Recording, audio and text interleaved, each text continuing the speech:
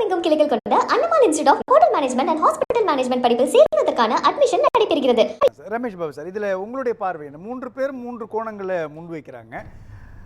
தாவேகா ஒரு ஹோல்டை கொடுத்துருச்சா அதிமுகவுக்கு? இனிமே பலர் தாவேகா பக்கம் போயிட்டே இருக்காங்க. சின்ன செய்தி, நீங்க சொன்னீங்க இடையில சிவி சண்முகம் விஜயபாஸ்கர் அதிமுக இல்லைன்னு. அதிமுக இருக்கிறார்கள், அதிமுக இருக்கிறாங்க தான். நீங்க இல்லைன்னு சொன்னீங்க. இல்ல, அதிமுக அவங்க நிலைப்பாட சொல்லல. இன்னொன்று, அவங்க அதிமுகவுடைய எம்எல்ஏக்கள் தான், அவங்க அதிமுகவில் தான் இருக்கிறாங்க.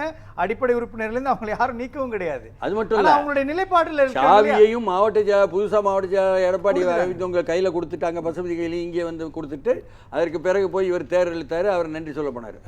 இதுல எப்படி சார் புரிஞ்சுக்க வேண்டியது? இல்லை, இந்த பிரச்சனையில் தாவேகா ஒரு அவசரப்பட்டு முடிவெடுத்து விட்டதாக தான் இந்த பிரச்சனை. இல்லை எப்படின்னா, அவர்களுக்கு போதுமான அளவு ஆதரவு இருக்கிறது, அதை உறுதிப்படுத்திட்டாங்க.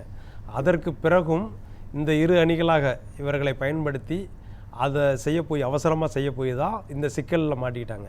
எப்படின்னா, இதில் நீங்கள் கட்சி அரசியல் ரீதியாக அணுகுமுறைகளை மாற்றிக்கொண்டாலும் சட்ட சிக்கல் என்பது இதில் இருக்குது. என்னென்னு கேட்டிங்கன்னா, டிடிவி தினகரன் 18 பேர் ஆதரவு தெரிவித்தாங்க, கவர்னர் போய் மனு கொடுத்தாங்க இல்லையா?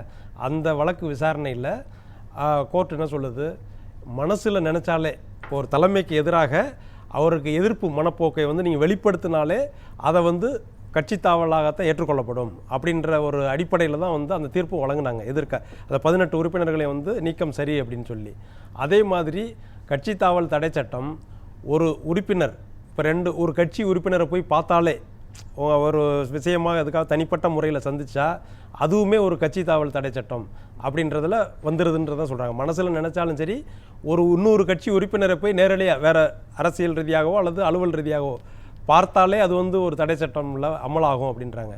அதே மாதிரி மகாராஷ்டிராவில் சிவசேனா வழக்கில் உச்சநீதிமன்றம் என்ன சொல்லியிருக்குன்னா, கட்சி தாவல் சட்டத்திற்கு உள்ளான ஒரு உறுப்பினர் அவர் பதவியை ராஜினாமா செய்தாலும் அவர் கட்சி தாவல் தடை சட்டத்திற்கு உட்பட்டவர் தான், அந்த கரையை போக்க முடியாது. ஏன்னா நீங்கள் மனசில் அந்த இடத்துல தான் இந்த 4 உறுப்பினர் இருக்காங்க. இப்போ சிக்கல் போக முடியாது. இல்லை, அது சிக்கல். உச்சநீதிமன்றம் அந்த வழக்கில் சிவசேனா எம்எல்ஏக்கள் கட்சி மாறினதில் அவங்க என்ன சொல்கிறாங்க, அதில் தீர்ப்பில், நீங்கள் கட்சி மாறிட்டீங்க, ராஜினாமா செய்வதாலேயே நீங்கள் தப்பித்து கொள்ள முடியாது அப்படின்ற ஒரு உறுதியான ஒரு உத்தரவையும் பிறப்பிச்சிருக்காங்க.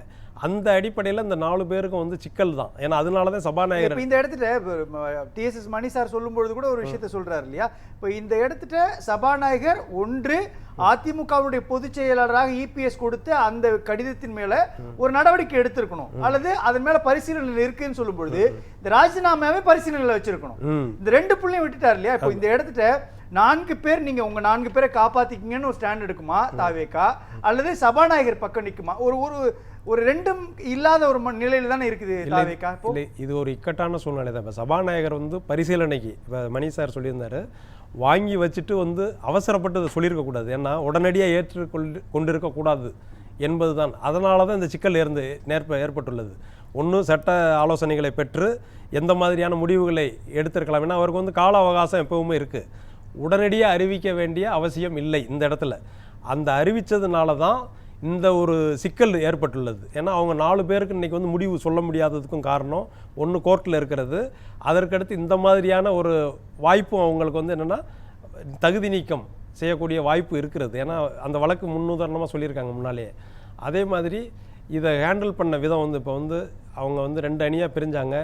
இவர் போய் அவசரமாக பார்த்ததும் ஒரு பிரிவை, இப்போ அரசியல் ரீதியாக அது சமப்படுத்தப்பட்டு விட்டாலும் இது 21 உறுப்பினர்களையும் இவர் இப்போ மன்னிச்சு விட்டாங்க. ஏன்னா பொதுச் செயலாளர், கட்சியினுடைய அதிகாரம் படைத்தவர் பொதுச் செயலாளர், அவர் என்ன கோரிக்கை வைத்தாரோ அதன் அடிப்படையில் இந்த 21 பேர் சார் இன்னொன்று சொல்லியிருந்தாங்க, 25 பேருமே செல்லும்ட்டாங்க. ஏன்னா வாக்களித்தது, அந்த ஆட்சிக்கு ஆதரவாக வாக்களித்தது செல்லும் என்ற நிலையில் இந்த 21 பேர் மட்டுமே மன்னிக்கப்பட்டு விட்டார்கள் அப்படின்றதுமே ஒரு சிக்கலில் வரும். ஏன்னா 25 பேருமே சொல்லணும்.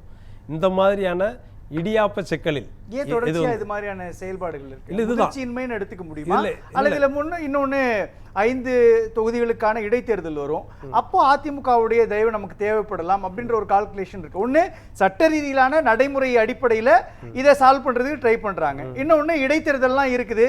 இன்னொன்று தொடர்ச்சியாக திமுக எதிர்ப்புன்ற ஒரு புள்ளியில தாவேகா அதிமுகவோடு குரல் கொடுக்க வேண்டிய ஒரு நிலை இருக்கு. ஏன்னா ஆளுங்கட்சியை விட எதிர்க்கட்சிகள் அதிகமா இருக்கிறாங்க பேரவைக்குள்ள அப்படின்னும்போது இந்த கால்குலேஷனுக்குள்ள சரி ஓகே இதை விட்டு பிடிக்கலாம் அப்படின்ற ஒரு நிலைப்பாடு எடுக்கிறாங்களா? இல்லை இந்த பிரச்சனையில் வந்து இடைத்தேர்தலே தள்ளி போகக்கூடிய வாய்ப்பு இருக்குது. ஏன்னா கேஸ் இருக்கிறதுனால இந்த இடைத்தேர்தல் அவங்க ராஜினாமா ஏற்றுக்கொள்ளப்பட்டு சபாநாயகர் சொல்லியிருக்காரு காலியாகிருச்சுன்னு.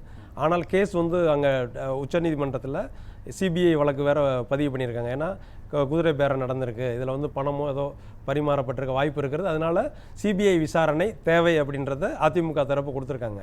அந்த சூழ்நிலையில் இடைத்தேர்தலும் இது தள்ளி போக வாய்ப்பு இருக்குது. நீங்கள் அரசியல் ரீதியாக 4 தொகுதிகளுக்கான இடைத்தேர்தல் இப்போ திருச்சி வச்சுக்கோங்களேன், திருச்சியில ப்ராப்ளம் இருக்கு. திருச்சியில இடைத்தேர்தல் நடக்குது அப்படின்னா அந்த இடத்துட்ட தாவேகா தன்னுடைய சுயபலத்தால் மட்டுமே ஜெயிக்க முடியுமா அப்படின்றப்போ அந்த இடத்துல ஒரு டாட் வருது இல்லையா? அப்போ அதிமுகவோட தயவும் அவங்களுக்கு கொஞ்சம் தேவைப்படும்ல. அப்போ இந்த விஷயத்துல இபிஎஸ் உடைய ஹேண்டுக்குள்ள நம்ம ஒரு உதவி பண்ணணும்னா அது நமக்கு களத்துக்குள்ள எடுபடுமா அப்படின்ற இடம் உருவாகும். அந்த நிலையில் தாவேகா இப்போது இல்லை. ஏன்னா உங்களுக்கு வந்து ஆளுங்கட்சி என்பது எப்போவுமே மக்கள் வந்து இப்போ சமீபத்தில் தான் வந்து ஒரு பெருவாரியான வாக்குகளை செலுத்தி தேர்ந்தெடுத்திருக்காங்க.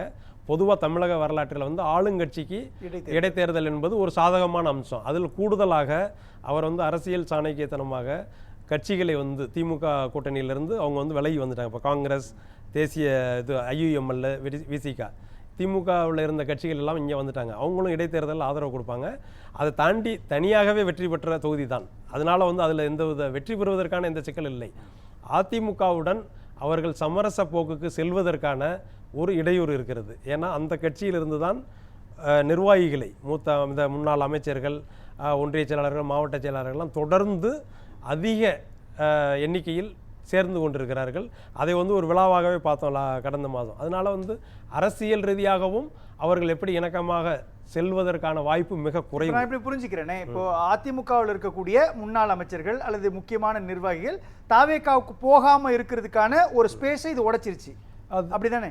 அந்த மாதிரி நான் நிறுத்துவது. இந்த பிரச்சனையை வச்சுட்டு எவ்வளவு நாள் சார் இதை வந்து ஹேண்டில் பண்ண முடியும்? இல்ல இது ஏதாவது ஒரு சர்டன் பாயிண்ட்ல அது வந்து உடையதானே செய்யும். கண்டிப்பா எல்லாத்துக்குமே வந்து ஒரு சேச்சுரேஷன் பாயிண்ட் உண்டு.